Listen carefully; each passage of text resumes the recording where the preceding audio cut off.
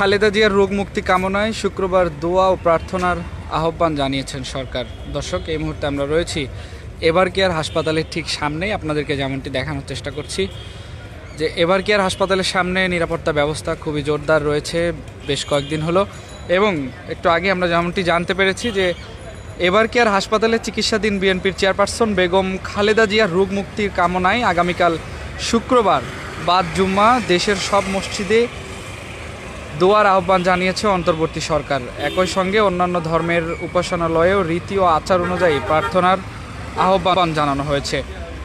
আজ বৃহস্পতিবার প্রধান উপদেষ্টার প্রেস উইং থেকে পাঠানো এক বিজ্ঞপ্তিতে এই তথ্য জানানো হয়েছে এবং বিজ্ঞপ্তিতে বলা হয়েছে, তিনবারের সাবেক প্রধানমন্ত্রী, সাবেক রাষ্ট্রপতির স্ত্রী ও বিএনপির চেয়ারপারসন খালেদা জিয়ার রোগ মুক্তি কামনা করে শুক্রবার বাদ জুমা দেশের সকল মসজিদে দোয়ার আহ্বান জানিয়েছে অন্তর্বর্তী সরকার। পাশাপাশি মন্দির, গির্জা, প্যাগোড সহ অন্যান্য ধর্মের উপাসনালয়ে সংশ্লিষ্ট ধর্মের রীতি ও আচার অনুযায়ী প্রার্থনার আহ্বান জানানো হয়েছে।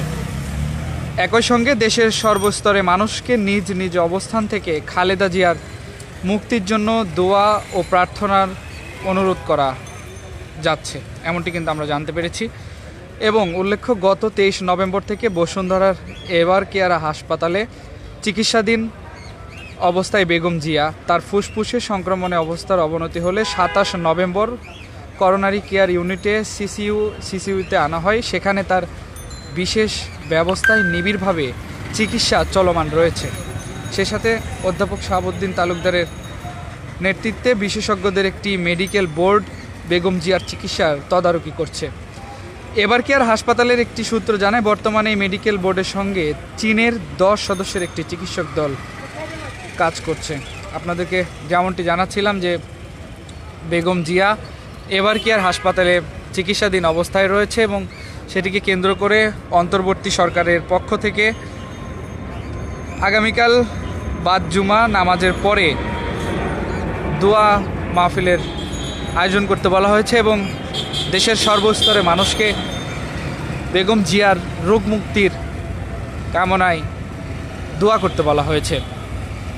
ইতিমধ্যে আমরা দেখেছি বিভিন্ন নেতাকর্মী কয়েকদিন যাবৎ এভার কেয়ার হাসপাতালের ঠিক সামনে আসছে এবং বেগম জিয়ার জন্য প্রার্থনা করছে। তিনি বেশ কয়েকদিন যাবৎ গুরুতর অসুস্থ অবস্থায় এই এভার কেয়ার হাসপাতালে ভর্তি রয়েছে। সেটিকে কেন্দ্র করে বিভিন্ন জেলা, উপজেলা, বিভিন্ন জায়গা থেকে নেতাকর্মীরা এই হাসপাতাল প্রাঙ্গণে ছুটে আসছেন, বেগম জিয়ার জন্য দোয়া করছেন। আমরা দেখেছি যে বেগম জিয়াকে এবং শুনেছি যে বেগম জিয়াকে গুরুত্বপূর্ণ ব্যক্তি হিসেবে ঘোষণা করার পর থেকে এভার কেয়ার হাসপাতালের মূল ফটকে বিজিবি, এপিবিএন থেকে শুরু করে বিভিন্ন আইনশৃঙ্খলা বাহিনী, পুলিশ, বিভিন্ন ইউনিটের এখানে আইনশৃঙ্খলা বাহিনীর কড়া নিরাপত্তা জোরদার করা হয়েছে এবং এভার কেয়ার হাসপাতালের মূল ফটকের সামনেও কাউকে যেতে দেওয়া হচ্ছে না। ইমার্জেন্সি ছাড়া যে কেউ প্রবেশ করতে পারছে না হাসপাতালটিতে। ভাই রাজ ভাই,